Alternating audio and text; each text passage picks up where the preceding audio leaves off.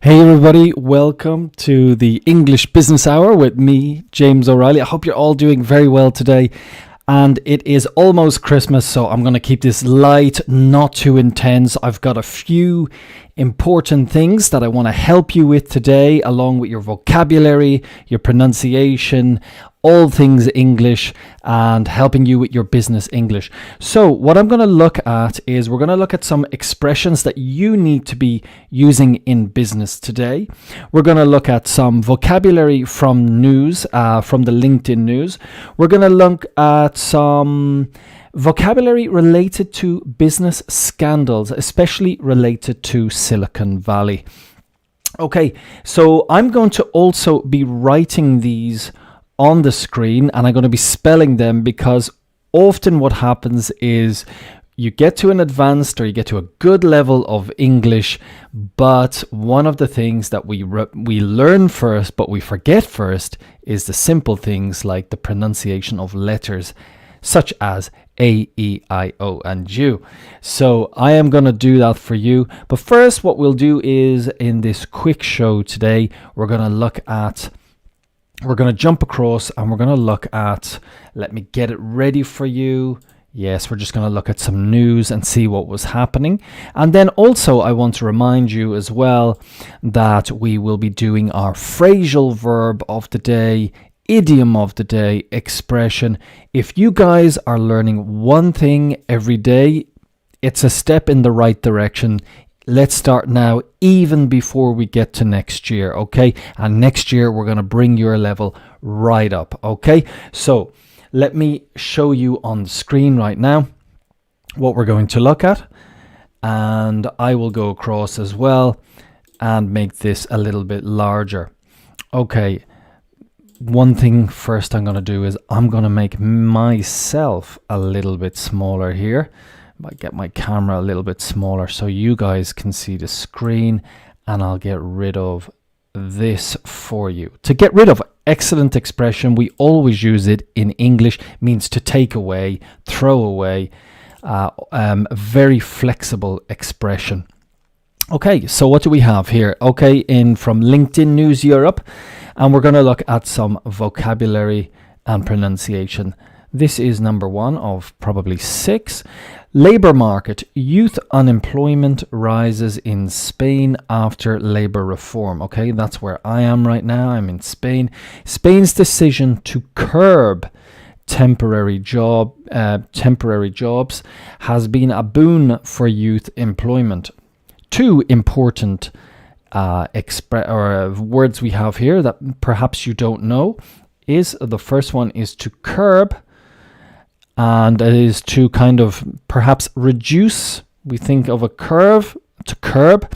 Reduce temporary jobs has been a boon. A boon is a positive in this context of business. A boon, it's been a really good push. It's been very good for youth employment. The policy, which came into effect in March, has helped seasonal workers in sectors such as tourism and farming to get stable jobs. Stable is a word that we use for it's controlled, it's organized, it's stable. It has led to a 142% increase in young workers on permanent contracts since the measure was implemented. Okay, if you don't know what measure is, it means the thing. Okay, we're going to just break it down and say it in very simple language. Since the thing and the measure could be the law, the rule, the bill, that kind of thing, okay? Just to get it into your mind, and implemented was introduced or started. So let's go on to our next one. And this is about equality. Swedish engineer develops first female crash test dummy. Women are 73% more likely to be badly injured or die in a frontal car crash than men. Well, I never knew that, to be honest. That's shocking. To address this, a Swedish engineer has created the first crash test dummy modeled on an average-sized woman. Developed with EU and Volvo funding, Volvo being a car brand from Sweden. The dummy is 166 centimeters tall, weighs 62 kilograms, and accounts for female spine motions. Really interesting. I had no idea. 73% more likely to be badly injured or die than men. I wonder what the cause is. Something to do with the seatbelt. Very interesting. I'd like to... That's from... The source for that is Bloomberg. Okay, that's good news. That's good news.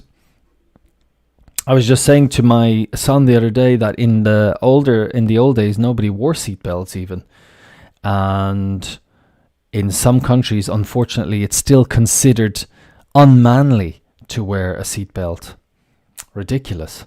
Next is lifestyle. Sometimes it's not order, but chaos, which is best for us. This is lifestyle. Tidying up our homes following Marie Kondo's methods might give us a sense of control. So Marie Kondo is a woman who does a TV program. Perhaps you know, perhaps you don't. She does a TV program on Netflix about making your home more tidy in a sense. But inviting a little chaos into our lives can be good for us too. As you can see, there's a bit of chaos going on the table there. It's quite messy. This is from El País. Trying to impose order on everything will lead to frustrations, while messiness can spark creativity and serendipity, as opposed to a room without any surprises. As opposed to, a nice good expression here down the bottom, as opposed to, I prefer to work on a Thursday as opposed to a Friday. It's a nice expression. Do you agree? Do you not agree? You can get across to YouTube. I'm all at Dream Better English. I'm also streaming onto that channel. And let me know, what do you agree? Honestly, I'm so messy. I would prefer to just have everything in order because the messiness for me does really turn into chaos quite quickly. Okay, let's move on. And we'll go to slide number 4. Idea of the day comes from Amade. Okay, Sel Amade. What's your posture? Your posture is how I'm sitting now. My posture is sitting back. Get my posture. It's how your body is done. What's your posture to feel more confident in virtual meetings? Now we say what's your posture. It means be careful. Be careful about your...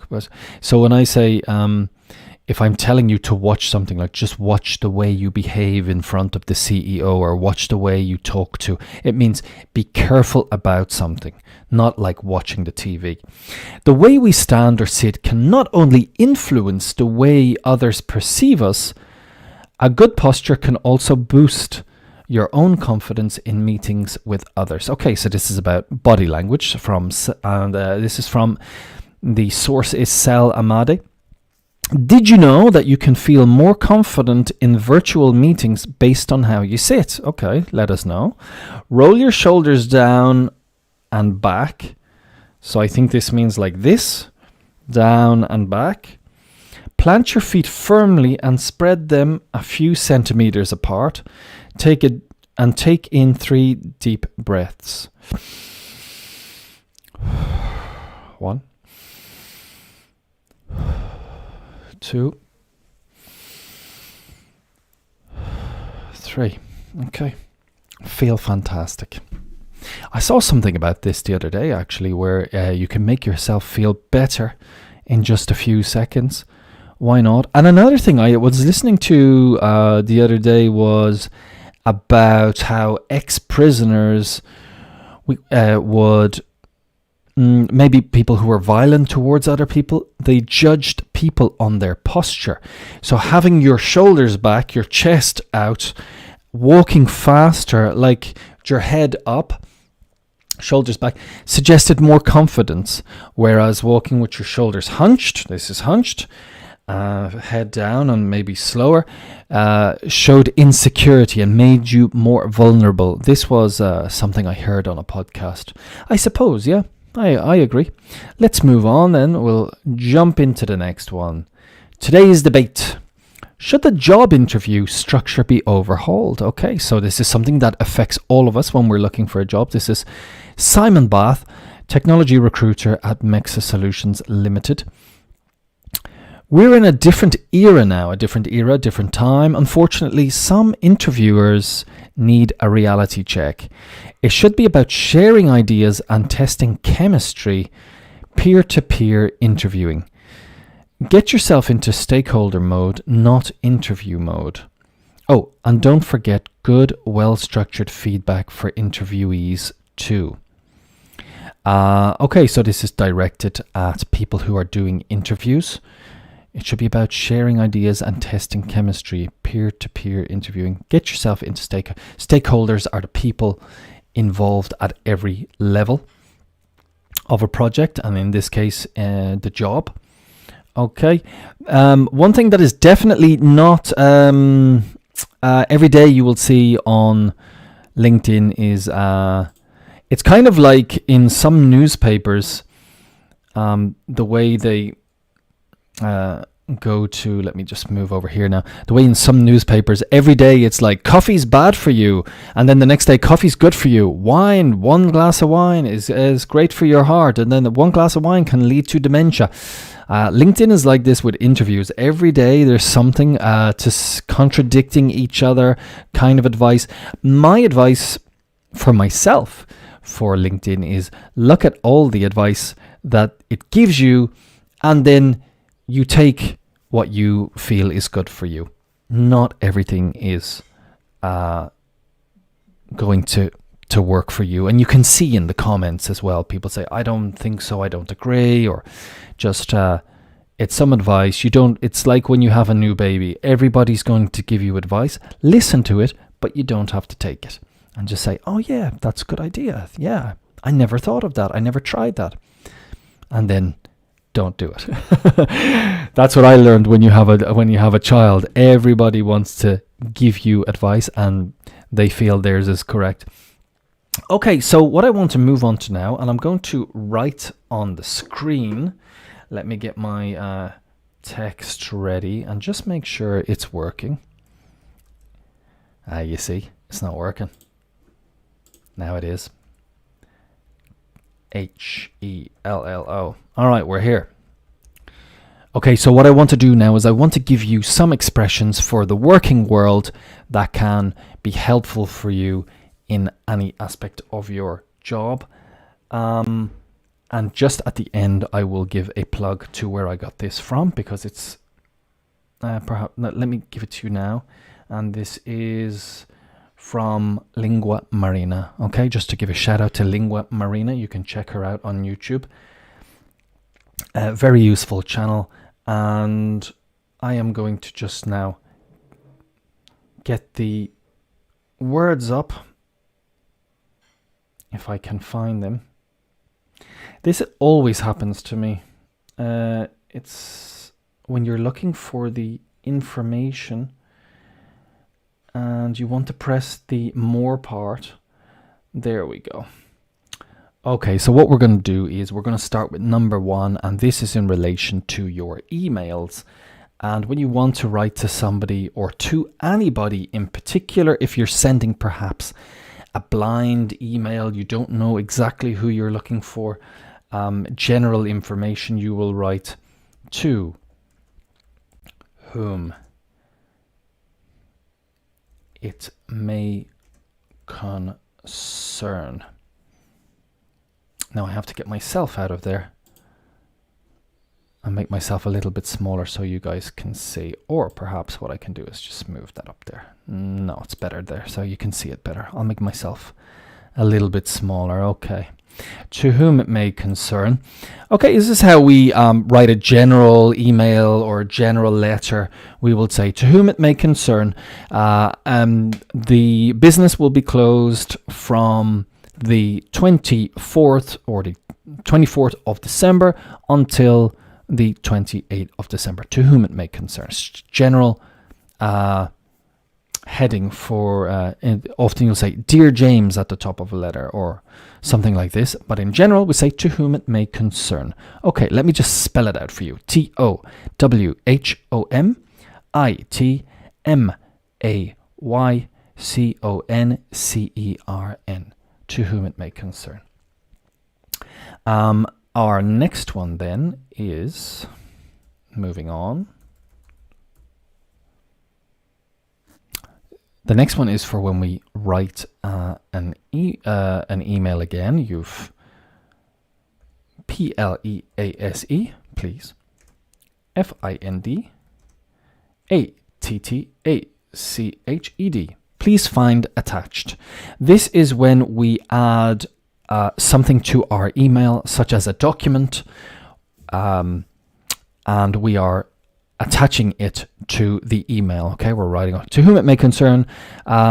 Please find attached the relevant information for the report that you required, okay, or that you asked for. Please find attached is when we put a photo or a report or a document, and we always say, please find attached, bum, bum, bum, bum. And in Spanish, where I am now, would be adjunto, which is I attach. But in English, we'll say, please find attached the relevant document. Okay. So moving on then, we have, that was please find attached. Keep your ears open as well for the pronunciation, not the pronunciation, but the spelling of the words, because it's very important if you're on a telephone call or if you're giving an email. I live in Spain, and I often have to give my email. So getting the letters right is very, very important. If you give me 1 second, I'm just going to close the door. 1 second.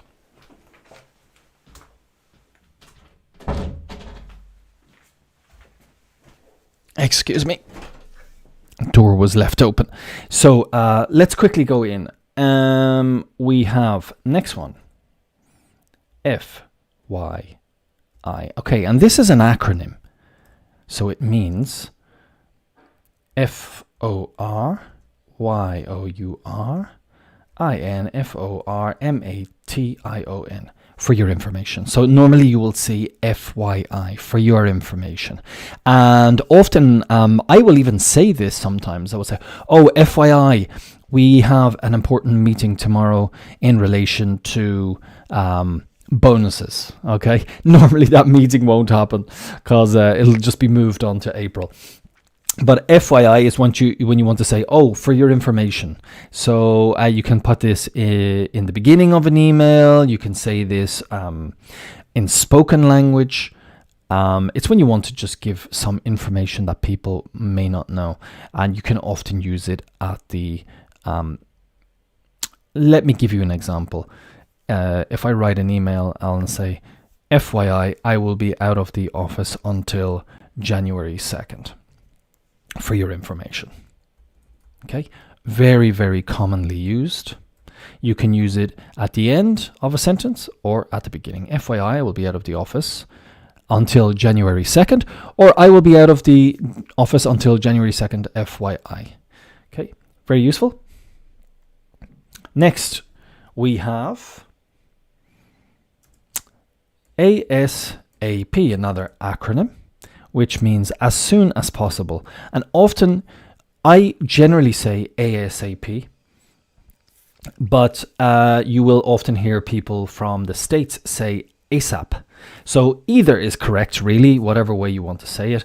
And it means, for any of you who don't know, ASSOON, no, not triple O, as soon as possible. POSSIBLE. Okay, I hope I get all the spellings right today, because English is a crazy language and the spelling is just something you have to remember. Nothing to do with the way things are pronounced. As you can see, possible, LE at the end, possible, like in French or Italian or Spanish. But in English, of course, the pronunciation is EL. Doesn't make any sense. That's the way English is. Don't get angry. We were the ones who had to do spelling tests when we were younger, and it would just, anxiety was horrible. So as soon as possible. It's one thing I was talking to, when you live in a country such as a Latin country, Italy, Portugal, or Spain, for example, the language is transparent. But for us growing up, obviously English writing and pronunciation makes no sense at all. So you have to learn the pronunciation and you have to learn the spelling, because they are completely independent of pronunciation of each other. That was ASAP. So ASAP or ASAP, could you please send on the report as soon as possible? ASAP or ASAP. Okay, very commonly used. Don't just remember, you know yourself. It's like saying it can be a bit aggressive, so just make sure you are comfortable with whoever you are using this acronym with. Next we have CV, which is simply curriculum vitae. Most people don't know what this acronym stands for. We say CV more in the UK and Ireland. I'm not sure about Australia. However, in the United States, I think it might be more common to say resume. The two really are interchangeable. There is resume. The pronunciation here is resume, not resume. Okay, it's resume for a CV. There is a technical difference. The technical difference, as far as I know, is a CV is more detailed and a resume is more is shorter. You break it down into 1 page, for example, or maximum 2 pages. But to be honest, they are pretty interchangeable. And I always thought that in the States they say resume, and over here on this side of the Atlantic we say CV. Same thing. Really, the technical difference, not many people know, to be honest. So I wouldn't lose any sleep over that if I were you. Moving on. Right. Okay, MOV, YO, 2, BCC. So I need to double check because most of you are in Spain, but this is when we write an email, okay? And then when we do BCC, it's when the person is hidden. So you cannot see this person in the email. So let's take, for example, that I am introduced to somebody, and now John introduces me to Maria. Now I'm going to do business with Maria. So in my email, I will thank John. I'll say, thanks, John, for introducing me to Maria, and I am talking to all of you in the email. And then I will say, moving you to BCC to save your inbox, for example. So your bandeja de entrada.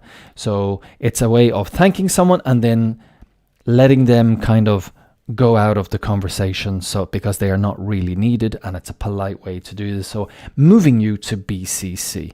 And as far as I am aware, que yo sepa, as far as I'm aware, as far as I know, let me find it what it is in Spanish. CCO in Spanish. So let me know what it is in French or in German, because I've got new people now who have connected with me from Switzerland and France, and I'd like to know what it is in yours. But in English, it means blind carbon copy. A carbon copy is CC is our next one. Carbon copy, CC in an email, and you could say that's carbon copy. And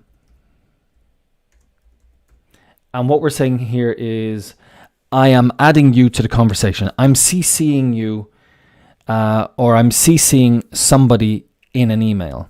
Okay, I am adding that person into the conversation as well. The other one, you are they are hidden. It's the blind carbon copy. And this one is I'm CCing.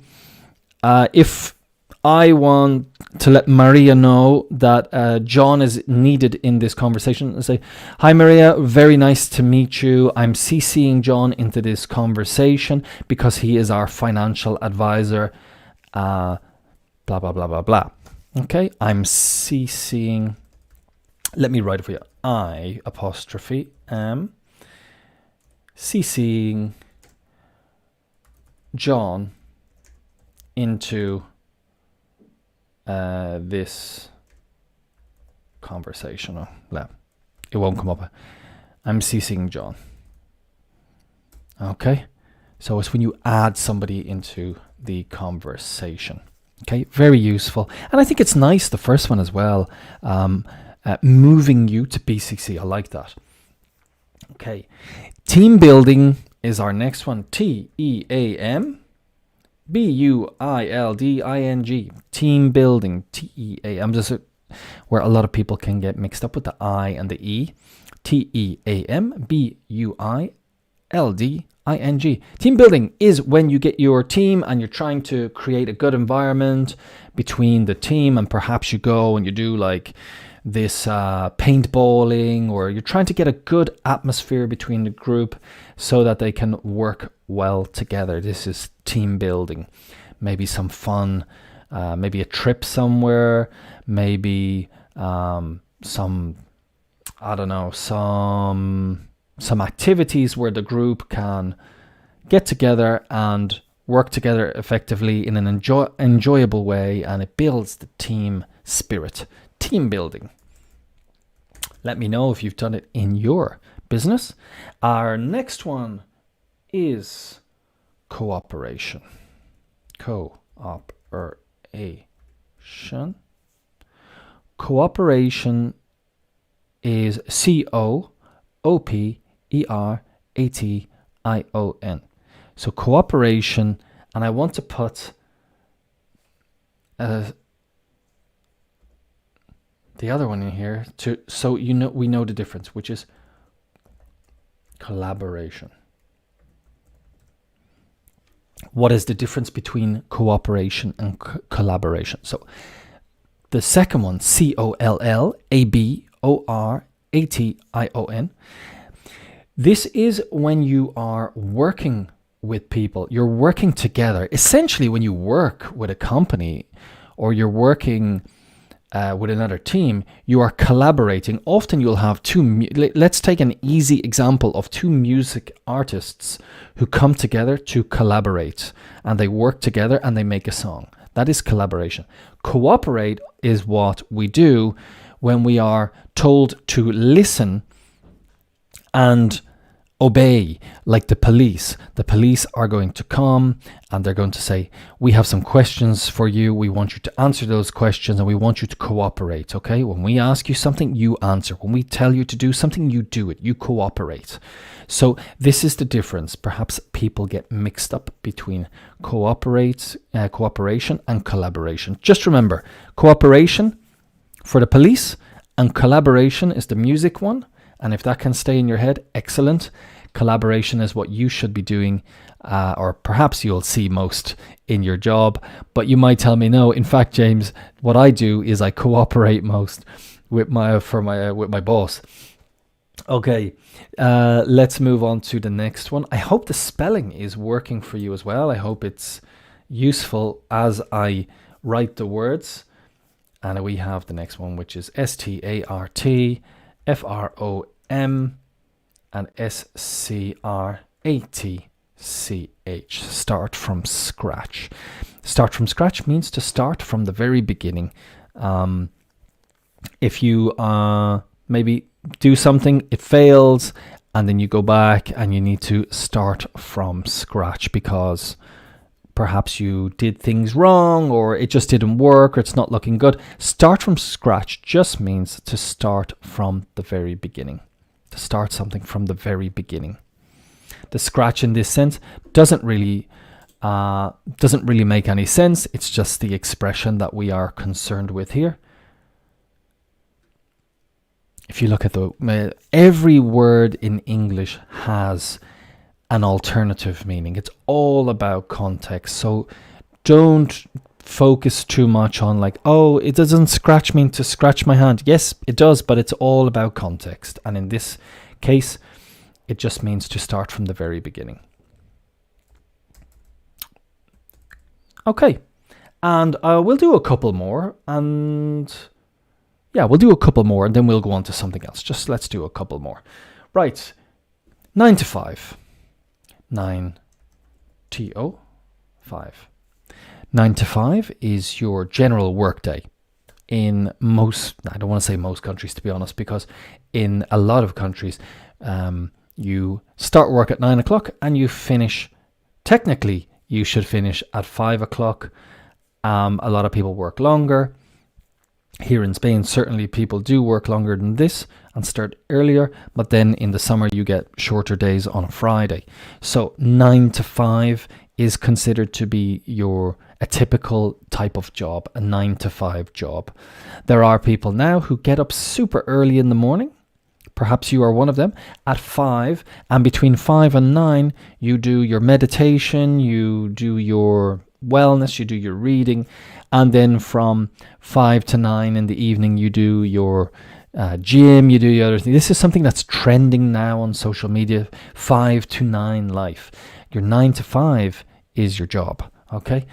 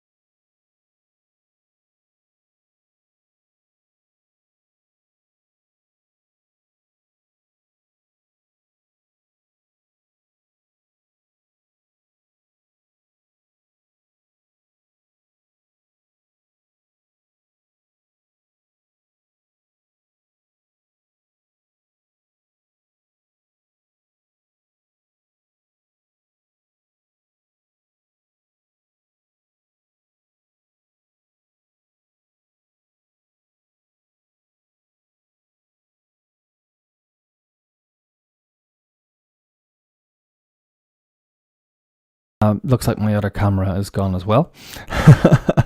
All right, let me see. I hope I'm still online. To set deadlines means to create a time when things need to be done.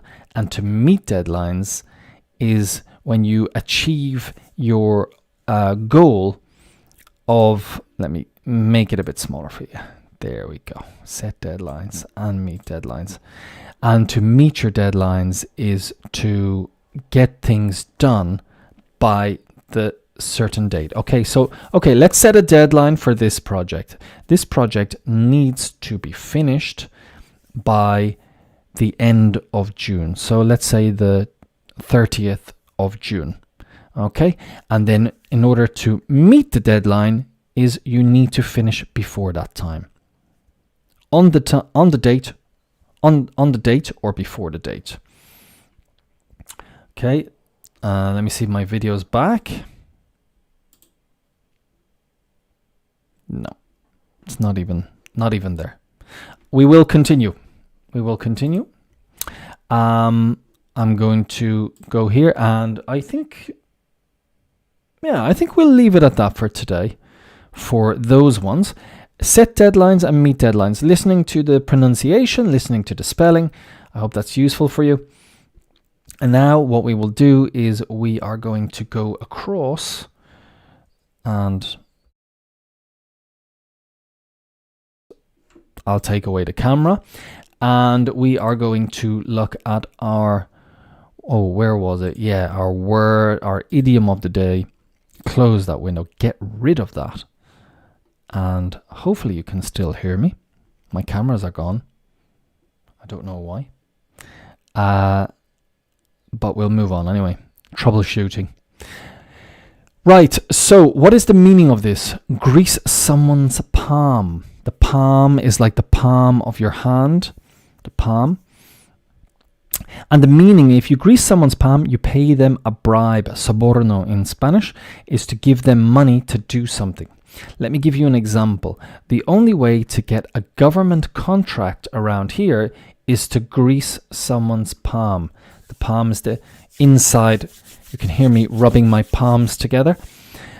Is to grease someone's palm. If you want to get out of jail, grease the warden's palm and the guards will let you escape.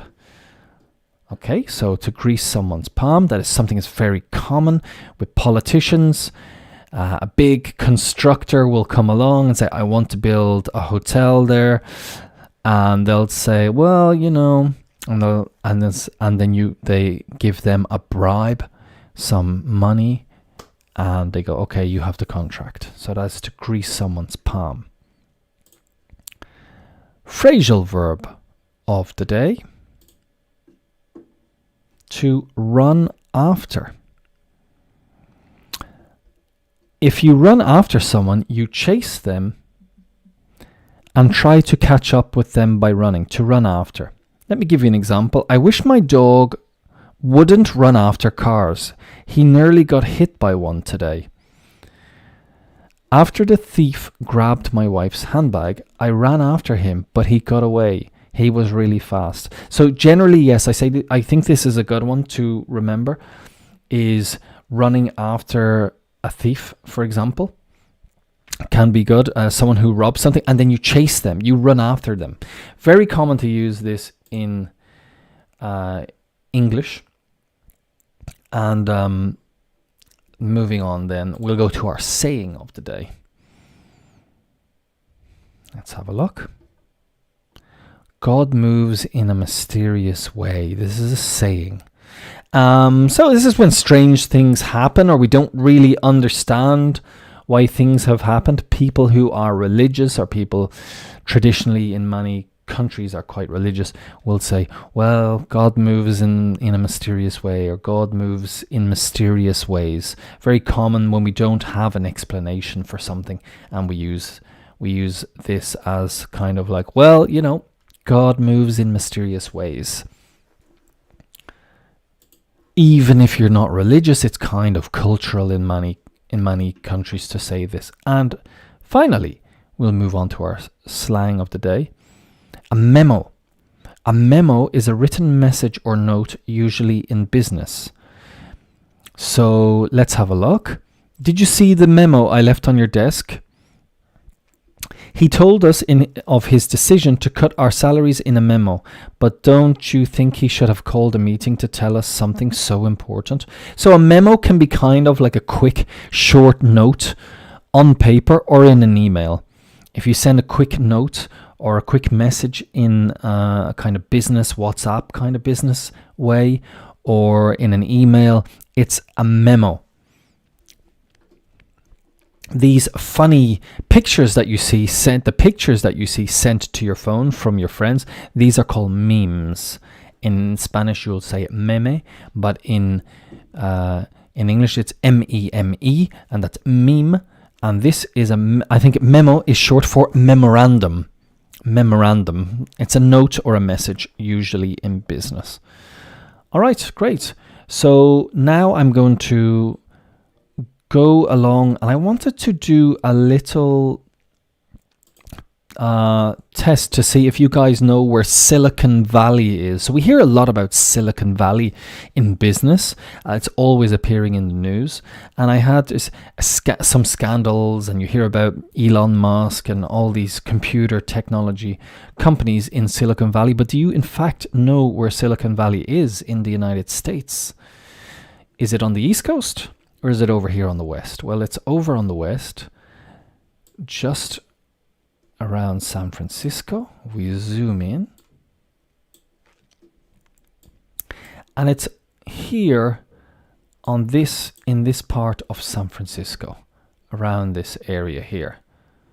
So this is where you have Palo Alto and stuff. And this is where Silicon Valley is, if you didn't know. This area here. So that's Silicon Valley. And I had something that I wanted to show, if I can find it. Yes, and I have this quiz for you, because we have these words, and I wanted to know if you could take a guess. We have the word, and we're going to try and match the number with the letter, because one is not necessarily A. We're going to try and do it like in school. It's a quiz. We're going to try and see if we can find the word. So it's indict, debunk, count, mogul, swindle, charge, acquit, and defraud. So we have to try and link these words to one of these phrases. I'll give you a moment to think about it.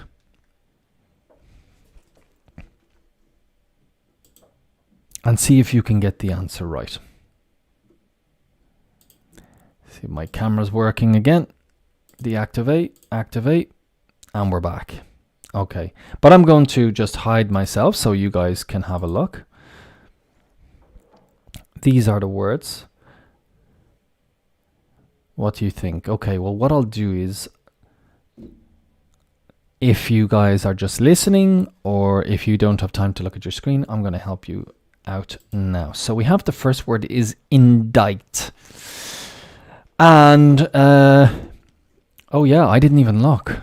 I had them earlier, but so indict. This is something used in a court of law. And let me just get it. Yes.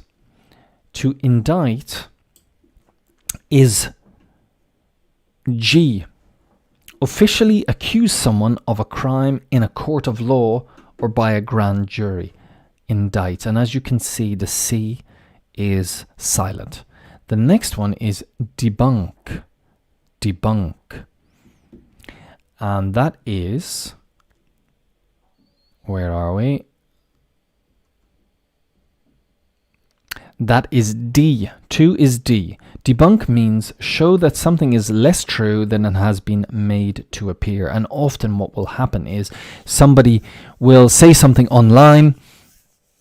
Somebody will say something that is false or untrue or a lie, such as the cause of crime in the country is from this particular group, and it's easy to believe, and then people will debunk it by showing the true statistics of crime, and it is not that group. It is showing something to be less true than it has been made to appear.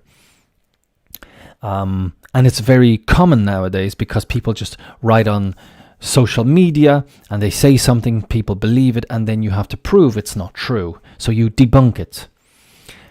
3 is account. An account is F, a particular crime that a person is accused of. So you could be accused of murder. Okay, well, just because it's common in the newspapers. So you are accused of 2 counts of murder. You murdered a dog and you murdered your cat. Okay, so we'll make it a bit less heavy. So 2 counts of murder. Mogul. A mogul is an important person who is very rich or powerful. And generally it's someone, let's take, for example, before Donald Trump was president of the United States, he was like a kind of business mogul. You know, he was famous for his business. He had hotels, he had businesses here and there, like a business mogul. Swindle. Swindle is to get money from someone dishonestly by deceiving them or cheating them. It's to swindle. It's to kind of cheat somebody of their money. Often you will find people sending emails or WhatsApps and they try and cheat someone out of their money. It's to swindle. Next is charge. A charge is to officially accuse someone of a crime by the police in a statement. That is C, to charge. So what happens is the police believe I killed my dog and my cat. So they will charge me and they'll say, James O'Reilly, we are charging you with the murder of your cat and your dog. And then after that, I will say, I will go to court. And then they will say, they will indict me in court and say, James O'Reilly, you are indicted of 2 counts of murder. So there you go. That's the difference. The police charge, and in court you are indicted. Next is acquit. And let me find out where that one is. Yes, it's H. It's the last one. Acquit. 7 is H. Decide officially in court of law that someone is not guilty of a particular crime. They found out that in fact it wasn't me who murdered my cat and my dog. It was the neighbour's dog. The neighbour's dog murdered my cat and murdered my dog, and I am acquitted. I am free to go. I am not charged or indicted anymore. I am acquitted. I have been acquitted. And the last one is to defraud. Defraud is deceive a person. It's A, right up the top. 8 is A. Deceive a person or a company in order to take something from them illegally. This is something I saw in the newspaper the other day, where a person was working for a company. In this case, it was the Church of England, if they are a company, and he defrauded them of £5 million. I don't know how he did that, but I didn't click on the article. I didn't look into it, but I read the headline, and he defrauded the business. Normally, when it's a business, you'll defraud generally, and when it's a person, you'll swindle. But a person, if you're working in a business context, you could be defrauded. But if it's just in general, your personal savings, it's swindle. Okay, so I hope that's been helpful. And finally, what we will do is we will now jump across to this one, and we'll look at some vocabulary before we leave. And I'm going to just make myself visible again, so I can look at these with you. And there I am on the screen. And let me go across and make this a bit bigger. All right. Cost of living. We're going to look at some vocabulary, pronunciation, and some expressions here. Again, from LinkedIn News, the cost of living frugal Christmas is a reality for millions across Europe. Frugal is not spending your money. It's spending little money because you cannot afford, perhaps. So we need to be frugal this Christmas. Don't spend a lot of money on Christmas gifts, for example. Soaring prices. Soaring, again, lots of vocabulary in these things here. As we go to the first sentence, soaring prices mean leaner Christmas dinners. Already we have 2 words here. Soaring is what a bird does when it soars, or a plane soars into the sky. Leaner means skinnier. When someone looks skinny, but they're not exactly skinny, you would say they look lean. He's not skinny, but he's lean. In Belgium, 75% of shoppers say they will cut down on seafood. Phrasal verb, cut down, means reduce, on seafood. Must be something in Belgium that's popular at Christmas time. In Hungary, rising pork costs led to a 5.6% drop in food sales. And 40% of Poles, people from Poland, plan to skip traditional carp. Carp is a type of fish. In the UK, poultry, which is the general term for birds, may be off the table for some, as festive dinners will be the costliest, most costly, or priciest, most expensive, in over a decade. So already from this, I can see that in Belgium, they eat seafood at Christmas. In Hungary, they eat pork. In Poland, they eat fish. And in the UK, we eat turkey traditionally at dinner. Also, you will have some pork as well, some ham. But interesting to know in your country what is traditional. Let me know in the comments. And just a thing, if you've stayed with me this long, please do me a favor and just share with anybody this content if you like it, if you think it can be helpful for them.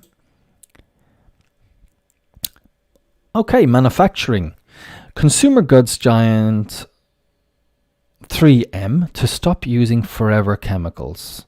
3M, the conglomerate behind 60,000 brands, including Scotch tape and Post-its, says it will stop manufacturing PFAS and using them in its product line by 2025, known as forever chemicals because they can take thousands of years to break down. PFAS exposure has been linked to health issues, including cancer. Okay, so these are chemicals that we use in products, and the conglomerate, this big bunch of businesses, says it will stop manufacturing these and using them in its product line by 2025. Okay, excellent. I only became aware of these recently, forever chemicals. It's kind of scary. The source for that was the Wall Street Journal. Workplace. Most people admit to having had office romance, a poll finds. So a poll is when you ask people, like a survey. A poll is a survey.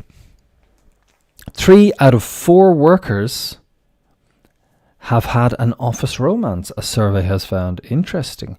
While 76% of respondents saw no harm in dating a co-worker, some observed tensions, a drop in productivity, or favoritism. CNBC advises colleagues who are dating to keep their distance at work and discuss what to do in the event of a breakup. Is this CNBC the news channel? Why would we listen to them? I'm not going to listen to a news channel. Just tell me the news. I don't need your advice. Advises colleagues. Okay. So that's quite a high percentage of people in the office having a romance. Well, I suppose traditionally people have spent a lot of time with those people in the office. Okay. And let me see if there's any words there that I can see. Keeping their distance. Breakup is what people do when they separate. Okay, and number 4 is idea of the day. How to set smart goals that work for you. Okay, struggling to achieve goals you've set for yourself. Smart goals are your best chance of success, especially if you need help with imposter syndrome, says Dr. Jackie Taylor. I would encourage you to set SMART goals. SMART goals are specific, measurable, achievable, realistic, and timely. If you don't bet on you, who will do that for you? Okay, so set specific, measurable, achievable, realistic, and timely. Good, yeah, I think that I like that, yeah. SMART. I need to write that down. SMART goals. Specific, measurable, so you can measure and see where you're going. Achievable, it's you can do it, it is possible. Realistic, again, achievable. It's, you know, I want to learn Japanese in 2023. Well, it's not realistic that you are going to learn Japanese in 1 year. You need to be realistic. It's like more like I want to get to a finish by the end of 2023. I want to have an A2 level of Japanese, and timely. Okay, a year makes sense. Good, I like it. And finally, today's debate: which are more valuable, exit interviews or stay interviews? Oh, okay. And this is by Kamaldin Nordin, Senior Director of Human Resources at Onsemi. Exit interview is done after an employee decided to leave. We are trying to understand why the employee is leaving so that we can plug the hole. Plug the hole is to block the hole left by that person leaving. This is more of a reactive effort. Stay interview is a proactive effort to understand what is keeping them here and what will give them reasons to continue staying with us. This is a golden opportunity to address any issue.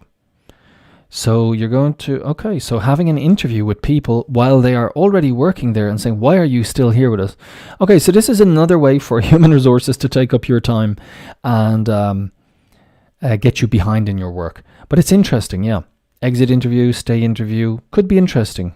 But I think it's a good way for the worker to say, perhaps they should be doing this really with their managers anyway, but Why are you staying with us? What can we do to make you stay with us?